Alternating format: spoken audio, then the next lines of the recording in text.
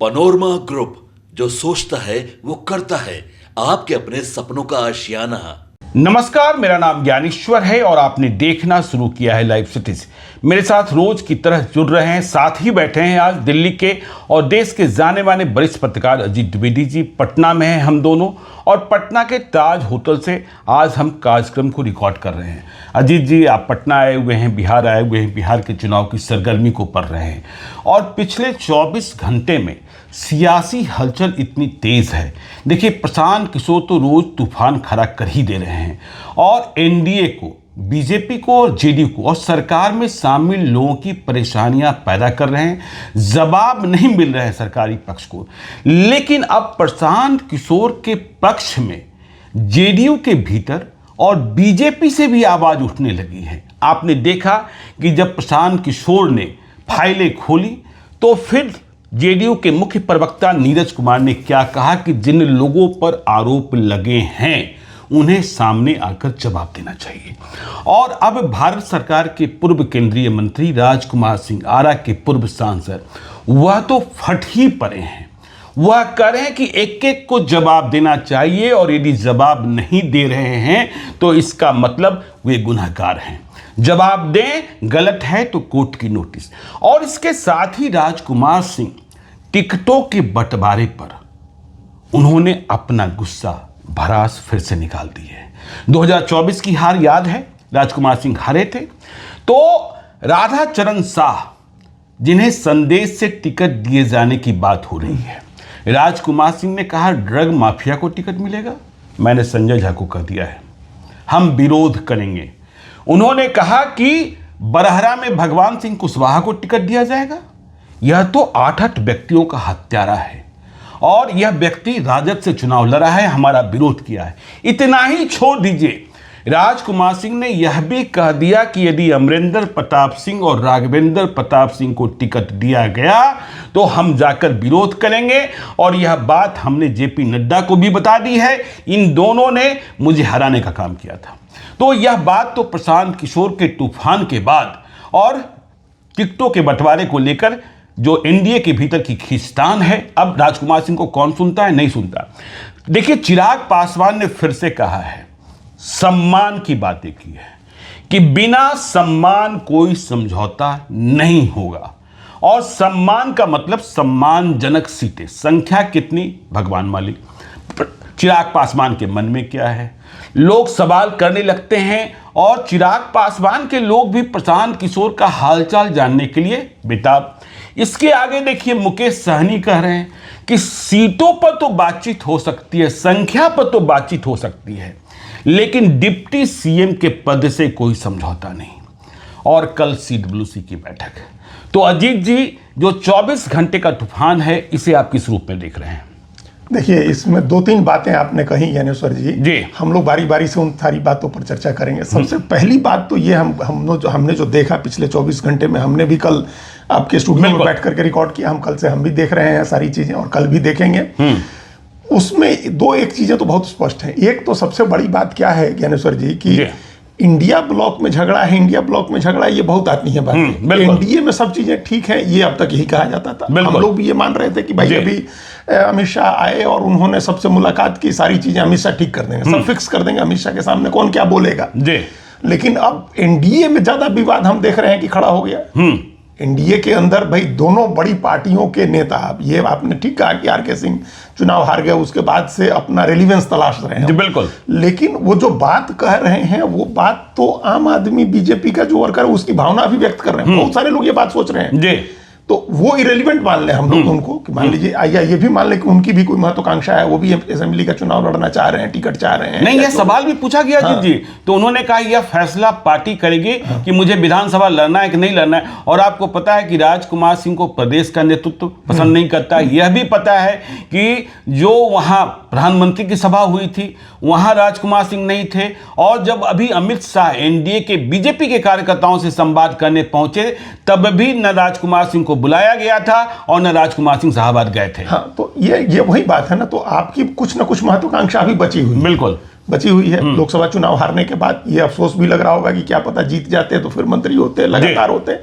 तो कोई ना कोई महत्वाकांक्षा जरूर है भाई। बिना किसी महत्वाकांक्षा के आप राजनीति होगा, बहुत सारे लोग बड़ा ग्रेसफुली रिटायर हो जाते हैं। आप IAS रहे, भारत सरकार के इतने बड़े पद पर है, 2 बार मंत्री रहे, अब रिटायर हो गए, चुनाव हार गए, रिटायर हो गए। बहुत सारे बीजेपी में नेता हैं, ज्ञानेश्वर जी, जयंत सिन्हा का एग्जाम्पल सामने है, रिटायर हो गए, पार्टी ने टिकट नहीं दिया उनको। तो वो थोड़े रोज आकर के अपनी महत्वाकांक्षा जाहिर कर रहे हैं, रोज बीजेपी के नेतृत्व के खिलाफ कम झगड़े थोड़े हैं, नहीं बोल रहे हैं। बिल्कुल। तो बहुत सारे लोग नहीं बोलते हैं, आप बोल रहे हैं। इसके पीछे ये भी मंशा नहीं है कि आप बीजेपी में और RSS में सब ठीक कर देना चाहते हैं। आप बीजेपी RSS के आदमी नहीं है, तो आपकी महत्वाकांक्षा है कहीं ना कहीं, तो उसके लिए आप कह रहे हैं। तो ये चीजें भी अगर हैं तो पार्टी लीडरशिप उसको क्यों नहीं एड्रेस कर रहा है, और क्या वो नुकसान पहुंचा सकते हैं? ग्राउंड पर RK सिंह MP रहे हैं 2 बार वहां से, तो वो क्या नुकसान पहुंचा सकते हैं भारतीय जनता पार्टी की संभावना को? तो एक तो ये सब बात है, लेकिन वो जो बातें कह रहे हैं ये बीजेपी का आम आदमी, आम प्रवक्ता, दूसरे नेता, ऐसे नेता जो पूछ नहीं सकते हैं क्योंकि उनके इंटरेस्ट ज्यादा लगे। ये तो अभी इनको तो सड़क पर है बिल्कुल, या इनको लग रहा है कि हम बागी हो जाएंगे, हम शहादत दे देंगे, नाखून कटा करके शहीद हो जाएंगे तो कोई दिक्कत नहीं। और आरोप भी कैसे, ड्रग माफिया को, हत्यारे को टिकट। और देखिए आरा में कल से यह भी खबर चल रही है कि देखिए राधा चरण शाह जहां संदेश से चुनाव लड़ना चाह रहे हैं, वह अपने बारे में यह भी प्रचारित कर रहे हैं कि मुझे नहीं लड़ना था, मैं तैयार नहीं था, मुझे जबरिया कहा जा रहा है। और यह भी खबर आ रही है कि उनके बेटे हैं कन्हैया, जो जेल से छूटे हैं, जब मुकेश सहनी गए थे बरहरा की ओर, तो कन्हैया मुकेश सहनी जिंदाबाद का नारा भी कुछ लोगों ने लगाया। तो एक उधर और एक इधर, हाँ, तो यह बात भी है बिल्कुल। तो ये बातें बीजेपी के आम जो कार्यकर्ता हैं उनके मन में भी है, वो कहाँ कहें। और कई नेता हैं जो जानते हैं लेकिन बोल नहीं सकते हैं क्योंकि उनका डायरेक्टली इंटरेस्ट अलाइंड है। तो एक आदमी चाहिए, जैसे हम लोगों ने देखा था कि लोकसभा के बाद थोड़े दिन तक अश्विनी चौबे इस तरह की बातें कहते थे, अब RK सिंह बातें ये कर रहे हैं, लेकिन इन बातों का जवाब दिया जाना जरूरी है पार्टी की तरफ से, ये सबसे जरूरी बात है। तो हमने जहां से शुरू किया कि NDA में ऐसा लग रहा है कि अब ज्यादा खटपट शुरू हो गई। बिल्कुल। नीरज कुमार जो मुख्य प्रवक्ता है वो भी कह रहे हैं कि जवाब दीजिए, RK सिंह भी कह रहे हैं कि जवाब दीजिए। अभी गनीमत यही है कि सिर्फ यही कह रहे हैं लोग कि आप लोग प्रशांत किशोर का जवाब दीजिए, कोई ये नहीं कह रहे कि आप लोग हमको आकर के जवाब दीजिए या पार्टी लीडरशिप को जवाब दीजिए, आप उनको जवाब दीजिए। हम दोनों चूंकि पार्टी के कार्यकर्ता के नाते बोल रहे हैं, तो हम आपको बता दें, अपने दर्शकों को भी बता दें कि दोनों तरफ से इसकी तैयारी है। हम लोग का जब तक ये प्रोग्राम चल रहा हो सकता है कि अशोक चौधरी की तरफ से नोटिस चला जाए। बिल्कुल। तो उन्होंने कहा भी, एक कार्यक्रम में उन्होंने कहा भी कि हमारी टीम तैयारी कर रही है। तो जिसका, फिर उन्होंने ये भी कहा कि भाई जिसकी मानहानि हुई है उससे ज्यादा चिंतित तो दूसरे लोग हो गए जी। भाई ये भी बात तो है ना कि मानहानि जिस नेता की हुई है वो लड़ेगा ना मानहानि का मामला। बिल्कुल। तो वो कह रहे हैं लोग कि हम अपनी तैयारी कर रहे हैं, हमारी टीम लीगल नोटिस देगी, हम लोग जवाब मांगे, हम लोग जवाब जहां देना है वहां दे देंगे। तो वो बातें तो हो गई, लेकिन आम आदमी के कार्यकर्ताओं के मन में जो सवाल है वो सवाल उठ गया। और दूसरी बात ये जो उठी है बात, ये कहीं ना कहीं सीट बंटवारे में, पार्टी के टिकटों के बंटवारे में इससे जुड़ी हुई। बिल्कुल। ये कोई, इसका कोई मतलब नहीं है कि लोग पार्टी में बहुत सफाई चाहते हैं। ये लोग ये चाहते हैं कि जिन पर आरोप लगे वो सब लोगों को जेडीयू के भीतर कितनी खिड़कियां हैं और बीजेपी के भीतर कितनी खिड़कियां हैं, या तो हम और आप जानते ही, हम लोग चर्चा कर ही चुके। नीरज कुमार तो आज ही सिर्फ थोड़े बोल रहे हैं, जब अनंत सिंह को लेकर ललन सिंह गए और अनंत सिंह को टिकट देने की बात पक्की हो गई, तब भी उन्होंने कहा। और RK सिंह आपको याद होगा 2020 में भी ऐसा ही कर रहे थे कि भाई फलां को टिकट मिल जाएगा, फलां को टिकट मिल जाएगा, तो यह कर देंगे, वह कर देंगे, वैसी बातें तो तब भी थी जी। हाँ, तो वही कह रहे हैं। तो ये कहीं ना कहीं ये मामला ऐसा नहीं है कि ये लोग पार्टी की बड़ी सफाई चाह रहे हैं, या इन लोगों को नहीं पता था कि जिन लोगों पर आरोप लगे हैं उनमें इस तरह की कमियां हैं, सब लोग जान रहे थे। अब इस बहाने, इन आरोपों के बहाने आप अपनी राजनीति को आगे बढ़ाने की कोशिश कर रहे हैं, और आपकी राजनीति सीट बंटवारे से जुड़ी हुई है कि आपको चाहिए या आपके किसी व्यक्ति को चाहिए, या आप जिसको नहीं चाहते हैं उसको नहीं मिले, उसको पार्टी देना चाहते हैं। बिल्कुल सिंपल सी बात है। जैसे मान लीजिए कि अनंत सिंह के बारे में नीरज कुमार ने कहा कि वो तो पार्टी के कार्यकर्ता ही नहीं है, लेकिन जब कार्यकर्ता पार्टी के सदस्य नहीं है, लेकिन जब कार्यकर्ता सम्मेलन हुआ, उन्हीं के क्षेत्र में कार्यकर्ता सम्मेलन हुआ, सब लोग और उनके ही द्वारा हुआ, उन्हीं के द्वारा हुआ, सारे बड़े नेता। और ललन सिंह ने तो यहां तक कर दिया कि मोकामा के 2 ही रक्षक हैं, एक नीतीश कुमार और दूसरे अनंत सिंह। अनंत सिंह भी नहीं कहते, अनंत बाबू कहते हैं।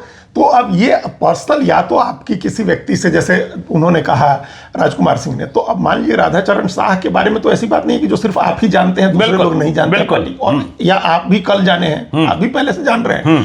तो आज आपकी कोई ना कोई मंशा है कि उनको नहीं मिले, उनके बच्चे को, उनके बेटे को नहीं मिले, भगवान सिंह कुशवाहा को नहीं मिले, आपका पर्सनल इंटरेस्ट है।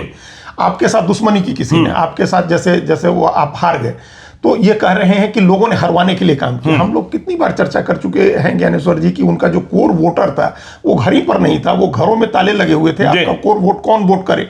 दूसरा जो समीकरण बिगड़ा वहां कुशवाहा और राजपूत का समीकरण बिगड़ा, वो काम भी कर रहा था। और दूसरा राजकुमार सिंह का अभिमान, देखिए उन्होंने यह भी कहा था कि हमने इतना कर दिया है कि हम आरा न जाएं तब भी हम चुनाव जीत जाएंगे, और कार्यकर्ता उनसे दूर थे। देखिए पार्टी कार्यकर्ताओं से चलती है और चुनाव कार्यकर्ताओं से जीते जाते हैं, तो कार्यकर्ता उनसे दूर थे। और देखिए जगदीशपुर की बात हो रही है जहां भगवान सिंह कुशवाहा की, हमने यह सुना कि जगदीशपुर में और आरा में इस बात की बहुत जबरदस्त चर्चा चल रही है कि चिराग पासवान जगदीशपुर से चुनाव लड़ना चाहते हैं, क्योंकि उन्होंने कहा है कि हम सामान्य सीट से, और पहला नवसंकल्प महासभा भी चिराग पासवान ने शाहबाद नहीं किया था। अब आरा में अमरेंद्र प्रताप सिंह का विरोध कर रहे हैं। आप भाजपा के प्रदेश नेतृत्व से पूछिएगा, वहां तमाम उम्मीदवार हैं, वहां उम्मीदवार राजेंद्र सिंह भी हैं कि यदि दिनारा से टिकट न मिले तो, हाँ वहां उम्मीदवार संजय टाइगर भी हैं, वहां उम्मीदवार अवधेश नारायण सिंह के बेटे भी हैं, लेकिन कहा जाता है कि वहां उम्मीदवार कन्हैया सिंह भी हैं, लेकिन कहा जाता है विशाल सिंह जो बिस्कोमान के चेयरमैन बने हैं, एनसीसीएफ के चेयरमैन बने हैं, अमित शाह से जैसे उनके रिश्ते हैं कि यदि अमित शाह ने कुछ कह दिया तो फिर तो कोई बात ही नहीं, फिर किसी का नाम नहीं चलेगा, फिर किसी नाम खत्म हो जाएगा। बिल्कुल बिल्कुल। और फिर वो उस समीकरण में भी फिट है जी।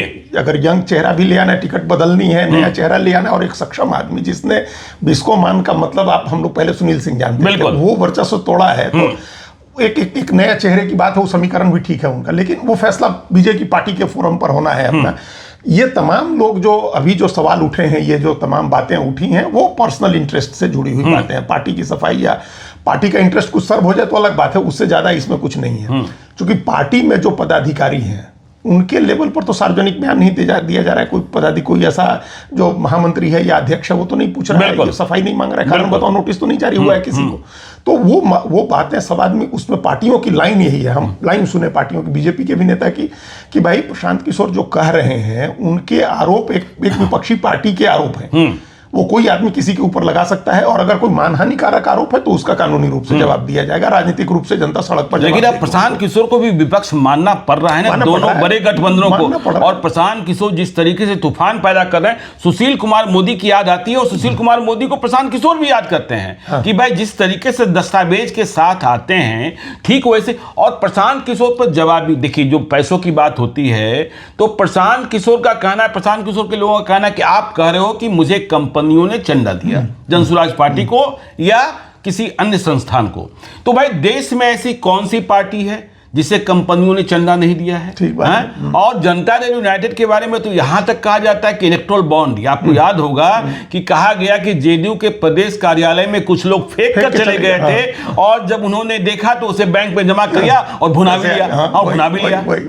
तो या भाई आपके फेंक के चले गए थे तो आप मत भुनाते। बिल्कुल, आपको कोई आपत्ति आप तो थाने में शिकायत दर्ज कराते, ये देखिए हमको कुछ ना किसी तरह से फंसाने की साजिश हो रही है, आपने उसको बुना लिया, पैसे चंदे आ गए। चंदा पूरे एनडीए की हर पार्टी को चंदा आया है, जो अपोजिशन में है उसको भी चंदा आता है। हम लोगों ने देखा अपोजिशन के जो सबसे बड़ा परिवार है अपोजिशन का, किस तरह देश के सबसे बड़े कारोबारी यहाँ लाइन लगा के सारे लोग गए। तो भाई आप कॉर्पोरेट के साथ जाते हैं, हम ये नहीं करें कि ये गलत है, कॉर्पोरेट का पॉलिटिक्स के साथ आप दूर नहीं कर सकते हैं, पूरी तुलना आप नहीं कर सकते हैं। आप कॉर्पोरेट के साथ अच्छे संबंध है तो आप निवेश ले आइएगा। बिल्कुल भाई शाहनवाज हुसैन की हम लोग जो हर बार चर्चा करते हैं, अपने पर्सनल रिश्तों से ही तो लिया है, सबको बुला करके बाद में सबसे निवेश कराया उन्होंने। तो इस तरह के रिश्ते होना कोई बड़ी बात नहीं। और प्रशांत किशोर ने जब सामने से कहा अयोध्या रामी रेड्डी के बारे में कि भाई सबसे अमीर लोकसभा सांसद है अभी, और उन्होंने अपने खाते से दिया, तो बात खत्म हो गई ना। बिल्कुल। और सबसे बड़ी बात यह है कि अगर आप सरकार में है, डबल इंजन की सरकार है, तो आप जांच करा लीजिए। आप थोड़े आरोप लगाएंगे, आपके पास आरोप है तो आप भी मीडिया में जाइएगा। बिल्कुल, वो तो अपोजिशन का काम है कि वो मीडिया में जाए। तो प्रशांत किशोर अपोजिशन में है, मीडिया में जा रहे हैं। और ये बात आपने ठीक कही कि जेडीयू बीजेपी के लोग अब एक गंभीर अपोजिशन के तौर पर उनको एक्सेप्ट कर रहे हैं, गंभीर अपोजिशन की पार्टी है, और ये स्पेस उनको तेजस्वी यादव ने दिया, क्योंकि वो अपोजिशन का स्पेस नहीं ग्रैब कर रहे हैं। एक फोरम पर तो लेते हैं कि चले गए, रैली कर ली, यात्रा कर लिया, या असेंबली में लीडर ऑफ अपोजिशन है तो आपने सवाल उठा दिए नीतीश कुमार की सरकार के ऊपर, लेकिन जमीन पर उतर के गवर्नमेंट के करप्शन को एक्सपोज करना, गवर्नमेंट के कामकाज पर सवाल उठाना, महंगाई गरीबी की बात करना, पलायन की बात करना, ये नहीं कर पाए। तो ये किया है प्रशांत किशोर ने, तो अपोजिशन का स्पेस उनका बन गया है। तो अब मजबूरी हो गई है कि वो कुछ भी कहेंगे तो आपको जवाब देना होगा।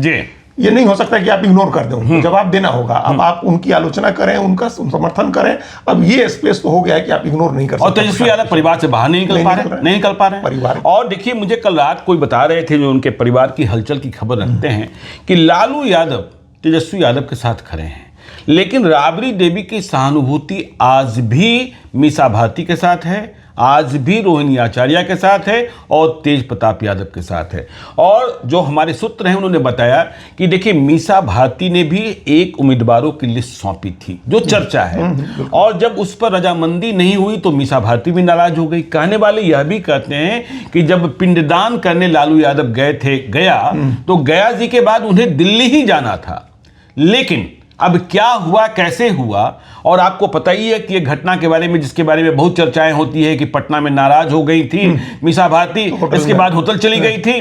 तो इस घमासान से, और तेजस्वी यादव ने भी फैसला कर रखा है कि भाई यदि पार्टी को चलानी है, मुझे आपने नेतृत्व सौंपा है तो मेरे हिसाब से चलेगी, मुझे आगे 25 साल के लिए पार्टी तैयार करनी है, हम संजय यादव को नहीं छोड़ेंगे और पार्टी में किसी और पार्टी के टिकट पर परिवार के किसी दूसरे सदस्य को भी नहीं लड़ाएंगे। हाँ, ये सारे विवाद की जड़ यही है। जी बिल्कुल, सारे विवाद की जड़ यही कि परिवार से किसी को नहीं लड़ाएंगे, फिर तो आप भी मत लड़िए भाई। पर जब पार्टी खड़ी करनी है तो पार्टी मजबूत करिए। बिल्कुल, आप कह दीजिए कि हम भी चुनाव नहीं लड़ेंगे, और पार्टी जब जीत जाएगी, मुख्यमंत्री बनने की बात आएगी, तब हम देखेंगे।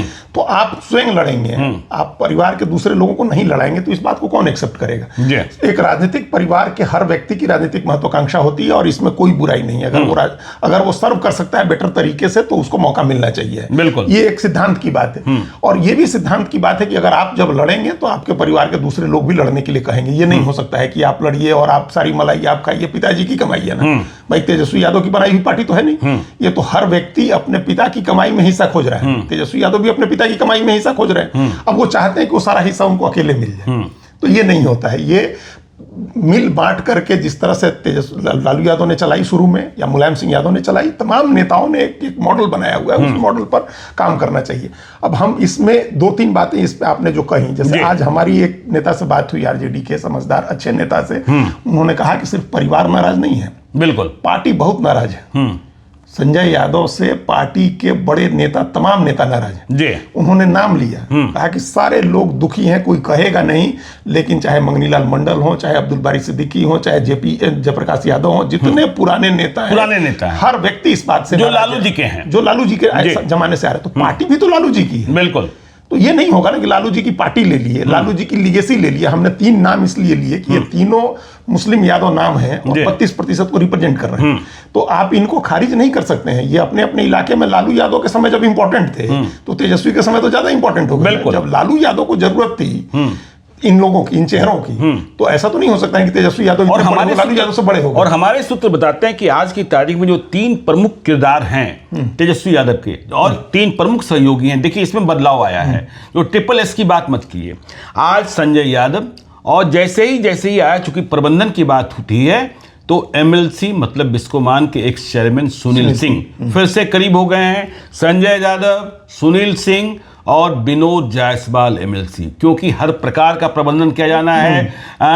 व्यवस्था का सवाल है, हाँ व्यवस्था का सवाल है, हेलीकॉप्टरों की व्यवस्था की जानी है, चुनाव की तैयारियां कैसी होगी, तो ये 3 नए बिल्कुल हाँ, संजय यादव तो हैं ही हैं। तो अब ये व्यवस्था, इसमें अब एक बात समझिए, अभी आपने कहा ना कि 25 साल के लिए पार्टी तैयार करनी है हमको, और हम उस हिसाब से तैयार करें, तो ये उसका सही समय नहीं है। अब यहाँ तेजस्वी यादव के लोग हम लोग का प्रोग्राम देखते ही हैं और काफी चीजें वो लोग सीखते समझते हैं। तो ये एक चीज हमसे नहीं सीखने की जरूरत है, नरेंद्र मोदी की राजनीति का पन्ना पलटिए जी, उनकी किताब पलटिए, 2014 का पन्ना खोलिए उसमें, और उससे सबक लीजिए कैसे उन्होंने आज बीजेपी बदल दी ना पूरी। बिल्कुल, आज सारे लीडर नए हैं जी, सारे लीडर। कभी आज से 10 साल पहले कोई आदमी बताए, कोई बड़ा राजनीतिक जानकार बताए कि उसने मोहन यादव का नाम सुना था, या भजनलाल शर्मा का नाम सुना था, रेखा गुप्ता का नाम सुना था, पार्षद थी, हो सकता है आसपास के लोग जानते हो, लेकिन कोई बाहर का आदमी राजनीतिक विशेषज्ञ। बिल्कुल, तो ये सारे लीडर आ गए, और जो सारे लीडर थे पुराने वो कहाँ चले गए? शांता कुमार कहाँ चले गए? नरेंद्र मोदी, लाल कृष्ण आडवाणी हो, मुरली मनोहर जोशी हो, सब लोग कहाँ चले गए? सब लोग खत्म हो गए। उन सब में जो चाहते थे, जो नेता, उनकी दूसरी पीढ़ी आ गई। कल्याण सिंह का पोता आ गया, बेटा छोड़ दीजिए, राजू भैया उनके बेटा थे, उनका भी बेटा आ गया। तो सफाई कैसे की जाती है जब आप पार्टी को बनाना चाह रहे हैं? तो ये नरेंद्र मोदी का 2014 का पन्ना खोल के पढ़ना चाहिए। आप चुनाव के पहले पार्टी नहीं बना सकते हैं। बिल्कुल। आप चुनाव जीत करके सरकार बना लीजिए, तब आप पार्टी बनाइएगा। राहुल गांधी जहां फेल हुए हैं वो यहीं फेल हुए हैं कि बिना प्रधानमंत्री बने वो पार्टी सुधार करने लगे, पार्टी को ट्रांसफॉर्म करने लगे। आप अहमद पटेल से लड़के, आप जनार्दन द्विवेदी से लड़के, आप मोतीलाल वोरा से, ऑस्कर फर्नांडिस से, जब ये 2014 में आए थे तब की बात हम कर रहे हैं, अच्छा आज से 10-11 साल पहले की बात कर रहे हैं। आप पार्टी नहीं बदल सकते। आप एक बार मुख्यमंत्री प्रधानमंत्री हो जाते हैं, उसके बाद आप इतने पावरफुल हो जाते हैं कि आप जिसको चाहें उसको बदल सकते हैं, जिसको चाहें उसको ले आ सकते हैं। ग्रेसफुली आप रिटायर कर सकते हैं अपने सीनियर्स को। बिल्कुल। जैसे नरेंद्र मोदी ने किया। सब आदमी कहते हैं 75 साल का नियम, ज्ञानेश्वर जी। जब उनके लालकृष्ण आडवाणी चुनाव लड़े 2014 का, तो उनकी उम्र कोई 85 साल थी।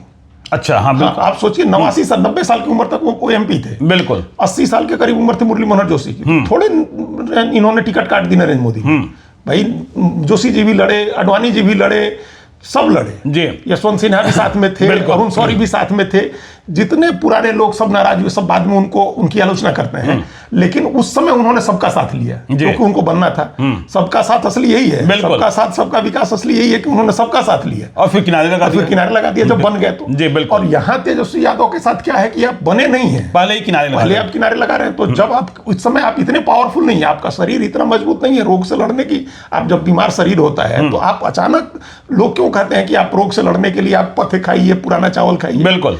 तो बीमारी के समय आपको पुराना चावल खाने की जरूरत होती है। पथ्य में पुराना ही चावल दिया जाता है, नया चावल नहीं दिया जाता है।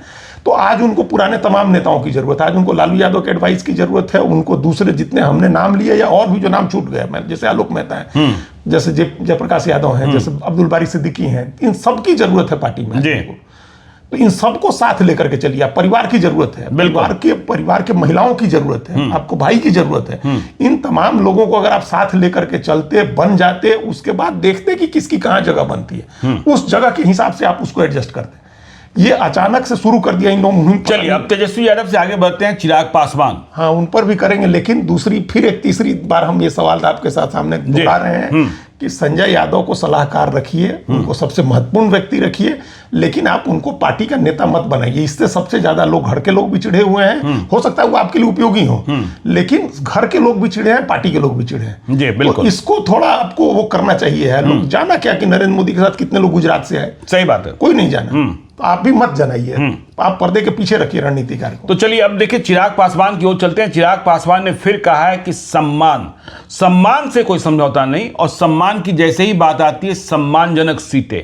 अब सम्मानजनक सीटों की संख्या कितनी और कौन सी सीटें, यह बात समझ में ही नहीं आती है। देखिए चिराग पासवान की पार्टी का विस्तार हुआ है, सभी जिलों में उन्होंने आधारगत संरचना पैदा किया, कार्यकर्ता तैयार किए और टिकट देंगे इसका भरोसा भी दिलाया। तो बेचैनी भी सबसे अधिक वही है, लेकिन बात वही 243 सीटें ही है। 2 जुड़वा भाई हैं या छोटे भाई बड़े भाई हैं, तो 200 तो है ही, या 202 203 तो है ही। 40 में ही बंटवारा होना है, 43 में ही बंटवारा होना है। और यह भी कह रहे हैं चिराग पासवान, यदि सम्मान नहीं तो कुछ और जैसे ही यह बात निकलती है, मार्केट में यह बात फैलने लगती है कि चिराग पासवान प्रशांत किशोर की बातें हो रही है, कांग्रेस प्रशांत किशोर की बातें हो रही है, तो ये तमाम कयास शुरू हो जाते हैं। क्योंकि प्रशांत किशोर भी उस वायदे से मुकर रहे हैं जो उन्होंने कहा था कि हम 2 महीने पहले उम्मीदवारों का ऐलान करेंगे। ठीक बात है, उन्होंने अपने वो वायदा उनका फेल हो गया। उन्होंने कहा कि हम सबसे पहले उम्मीदवार घोषित करेंगे, 2 महीने पहले करेंगे और अच्छे उम्मीदवार घोषित करेंगे। अगर कोई उम्मीदवार में कमी निकाले तो हम उम्मीदवार बदल देंगे। अभी उन्होंने ये भी कहा हुआ है, एक वादा और है उनका कि हम 243 सीट लड़ेंगे और किसी से प्री पोल अलायंस नहीं करेंगे। तो हम ये मान के चल रहे हैं कि वो अपने इस वादे पर खरा उतरेंगे। हालांकि राजनीति में कोई वादे का कोई मतलब नहीं होता है। वो तो व्यवस्था, जो हम पहले भी कहे हुए हैं कि जो डीपी त्रिपाठी कहते थे, हम लोग पुराने जानने वाले आप तो जानते ही हैं कि politics is always pregnant with possibilities.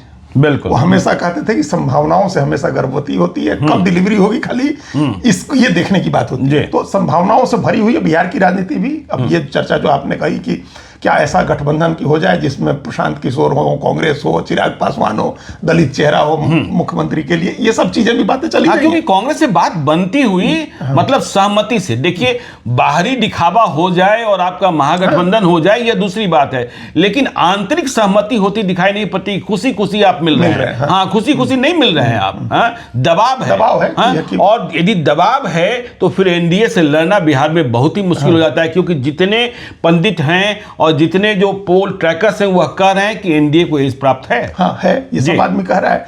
तो उसके लिए आपको ज्यादा कोहेरेंस और ज्यादा आपको सिंक्रोनाइजेशन की जरूरत थी, जो नहीं हो रहा है। तो उसी तरह से हमने पहले कहा ना कि जब उतना ही झगड़ा एनडीए में भी है जितना इंडिया ब्लॉक में है। अगर उधर से किसी के टूटने की बात हो रही तो इधर से भी किसी के टूटने की बात हो रही है। और चिराग पासवान पिछली बार टूटे थे तो क्या डिजास्टर हुआ था वो सब लोग के सामने है। इस बार वैसा कोई डिजास्टर नहीं होगा जहां तक हमको लग रहा है, क्योंकि इस बार जो सपोर्ट सिस्टम है पीछे वाला वो उनके साथ नहीं है, तो उस तरह का तो नहीं होगा। लेकिन वही है कि सम्मानजनक सीटों की संख्या तो जितन राम मांझी ने एक्सपोज कर खोल दी है, बिल्कुल हमारा 15 से 20 सम्मानजनक सीट है। मान लीजिए कि उनको 11-12 सीट भी मिल जाए तो कहेंगे कि चलिए सम्मान से थोड़ा ही समझौता करना पड़ेगा, बिल्कुल। लेकिन जब चिराग पासवान सम्मानजनक सीटें कितनी हैं ये बता ही नहीं रहे हैं, और उनके बहनोई जो एमपी हैं उन्होंने कहा है कि 43 और 137 के बीच में कहां से संभव है? 43 और 137 के बीच का मतलब कोई 80-90 सीटें हो जाएंगी, 90 सीटें हो जाएंगी, 180 जोड़ लें तो 90 सीटें हो जाएंगी। इनका बीच मीन नंबर निकालें तो आप जब तक आप ये नहीं करेंगे, जब तक डिस्क्लोज नहीं करेंगे कि हमारी सम्मानजनक सीटें कितनी हैं, तब तक तो कयासी लगाए जाते रहेंगे। लेकिन इसका सुविधा क्या है, इसकी क्या इस एडवांटेज उनको क्या हासिल है चिराग पासवान को कि वो 25 सीट को भी कहेंगे कि हाँ ये सम्मानजनक है जी भाई, चूंकि उन्होंने तो कहा नहीं कि हमारी कितनी सीटें सम्मानजनक होंगी, आज तक तो नहीं कहा नहीं कि सम्मानजनक सीटें हैं, तो कहेंगे हाँ चलिए 25 सम्मानजनक सीटें हैं और हमको हमारे मन लायक सीटें मिल गई। अभी जो समीकरण है आपने ठीक कहा कि जुड़वा भाई भी होंगे तो 200 सीटें तो हम लोग मान के चलते हैं, बिल्कुल 43 सीटों में बाकी लोगों को मिल जाए। हमने अपनी तरफ 11-12 हमने कह दिया, मान लीजिए कि जीतन मांझी और 7-8 सीट मान लीजिए उपेंद्र कुशवाहा जी को राज्यसभा के साथ आगे, तो 20 के करीब हो गया इनका। और उसके बाद 23 सीटें बचती हैं, तो 23 से 25 बिल्कुल क्या होगा, या 23 से 26-27 इसी के बीच में प्ले होना है सारी चीजों का। तो क्वालिटी सीट मिल जाए आपको, एमएलसी की कोई बात हो जाए, राज्यसभा की कोई बात हो जाए, मंत्रालय इंप्रूव करने की बात हो जाए, वजन बढ़ाने की बात हो जाए, ये सब चीजें आपके तरफ से कोई ये कमिट कर दिया जाए कि भाई चलिए अगर आप 17-18 सीटें उसमें जीत लेते हैं, स्ट्राइक रेट आपका बहुत बढ़िया रहता है, तो आपका भी डिप्टी सीएम बन जाएगा जी। तो ऐसी बहुत सारी चीजें हैं जो पर्दे के पीछे बात होंगी, और उसके बाद वो कह सकते हैं कि हमारा सम्मानजनक समझौता हो गया। डिप्टी सीएम की बात हो सकती है, हाँ हो सकती है, बिल्कुल हो सकती है भाई, चूंकि आप डिप्टी सीएम जैसे अभी बीजेपी ने 2 बना रखे हैं, तो एक दूसरे का बन जाएगा। ऐसी पार्टी का जिसके 17-18 एमएलए अगर जीत के आ जाए, अगर स्ट्राइक रेट बढ़िया रहता, इस बात को देखिए चिराग पासवान सबसे कायदे से समझ रहे हैं। 3 बार से वो चुनाव हार रहे हैं, 4 बार 3-4 चुनाव से हम लोग पहले भी कह चुके हैं, 1 सीट 2 सीट 4 सीट, उसके पहले 4 सीट। ये राजनीति नहीं है ना, इसके लिए थोड़ी पार्टी बनाई है, बिल्कुल। और इस वास्तविकता से भी परिचित है कि जो 5 सीटें लोकसभा की मिली हैं वो एनडीए की सीट है, वो आपकी अपनी सीट नहीं है। तो एनडीए में रहना फायदेमंद है, नीतीश कुमार के साथ चुनाव लड़ना फायदेमंद है। आप 17-18 आपको मिल जाए, मान लीजिए बीजेपी डिप्टी सीएम नहीं दे, बिल्कुल। तो ये बात तो हम लोग मान रहे हैं ना कि 17-18 अगर चिराग पासवान जीत जाए तो इसका मतलब इतनी हंग होगी असेंबली की, फिर सरकार बनाने के लिए किसी की जरूरत किसी को पड़ सकती है। जी बिल्कुल बिल्कुल। तो इनको भी जिस तरह से हमने कहा ना कि तेजस्वी यादव को पार्टी रिवैम्प करने का काम मुख्यमंत्री बनने के बाद करना चाहिए था, या अपने इन बुजुर्ग लोगों को स्वाभाविक रूप से रिटायर होना चाहिए था, लड़ के निपटाने की काम नहीं करना चाहिए था। उसी तरह से चिराग पासवान को भी जो करना है वो पोस्ट पोल करना है। प्री पोल में आपके सामने बहुत विकल्प नहीं है। आप चले जाएंगे तो क्या आपको लगता है कि प्रशांत किशोर कितनी सीटें दे देंगे? 100 सीट दे देंगे? बिल्कुल नहीं दे सकते, नहीं दे सकते। उन्होंने 243 सीटों पर अपनी तैयारी करके रखी, आपके पसंद लायक सीटें। और जब वो समझौता का द्वार खोलेंगे तो फिर कई लोग आ जाएंगे, कई लोग आ जाएंगे। बेचैन आत्मा और बेचैन पार्टियां तो बहुत है। तो चलिए चिराग पासवान की बात हो गई, अब बात करते हैं मुकेश सहनी की। उन्होंने कह दिया कि देखिए सीटों पर तो कुछ बात हो सकती है, लेकिन डिप्टी सीएम से कोई समझौता नहीं, क्योंकि बिहार में जो मल्लाह जाति है वह अपना नेता तय कर चुकी है और उसे वह पद दिलाना चाहती है ताकि अति पिछड़ी जातियों का जो कल्याण है वह हो सके। तो मुकेश सहनी अति पिछड़ी जातियों का सबसे बड़ा नेता बनना चाहते हैं, बिहार का डिप्टी सीएम बनना चाहते हैं, और कह रहे हैं सीटों पर बात हो सकती है लेकिन डिप्टी सीएम पर कुछ बात नहीं। देखिए ज्ञानेश्वर जी, ये बात आप भी जान रहे हैं कि आइडेंटिटी की पॉलिटिक्स ऐसी प्ले की जाती है। अगर तेजस्वी का आज हो जाए कि वो मुख्यमंत्री नहीं बनेंगे तो यादव को छोड़ने में टाइम नहीं लगेगा आरजेडी। बिल्कुल बिल्कुल। क्यों फिर ऐसे व्यक्ति के पास जाए जिसको पावर नहीं आ रही है, या जो पावर स्ट्रक्चर में जिसको ऊपर स्थान नहीं मिल रहा है, उसके साथ कोई क्यों अलाइन करेगा। आज हम लोग सम्राट चौधरी के साथ कुशवाहा क्यों जोड़ रहा है, उसको लग रहा है कि मुख्यमंत्री बनेंगे, आज उप मुख्यमंत्री हैं। नीतीश कुमार के साथ क्यों उनकी जाति के लोग इतने दिन तक रहे कि वो मुख्यमंत्री हैं, उनका भला कर रहे हैं। तो पहले ही मुकेश सहनी ने ये बात इस्टेब्लिश कर दी है अपनी तरफ से चला करके कि अति पिछड़ा का बेटा उप मुख्यमंत्री बनेगा। बिल्कुल। तो उनकी जाति और व्यापक समुदाय जो है, खाली मल्लाह नहीं, जो और भी उनसे जुड़े हुए जिनके बारे में वो दावा करते हैं, तमाम कैवर्त, बिंद, निषाद, नोनिया, सब, तो उन सब के मन में भी आ गया है कि एक हमारा उप मुख्यमंत्री हो सकता है। बिल्कुल। तो अगर उनको नहीं घोषित किया गया तो फिर वो बहुत उस पूरी जमात को साथ लेकर चलना संभव नहीं रह जाएगा।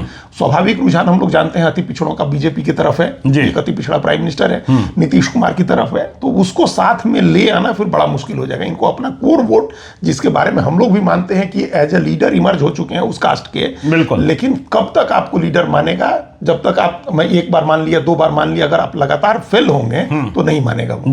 फिर वो दूसरा लीडरशिप खोजेगा, उसको दिखेगा कि केंद्रीय मंत्री बनाया हुआ बीजेपी ने, तो वो उस तरफ देखना शुरू करेगा। तो इनके लिए भी जरूरी है, इनकी राजनीति के, इनके पॉलिटिकल सर्वाइवल के लिए जरूरी है कि इनको उप मुख्यमंत्री पद का उम्मीदवार घोषित किया जाए। नहीं तो कितनी भी सीटें दे दी जाए, अगर वो नहीं घोषित किया गया तो वो सब बेकार चला जाएगा। तब वोट आना बहुत मुश्किल है। ये बात सब लोगों ने देखा कि पिछली बार 11 सीटें मिली थी, 4 आपके साथ गए और कोई आपके साथ नहीं रहा।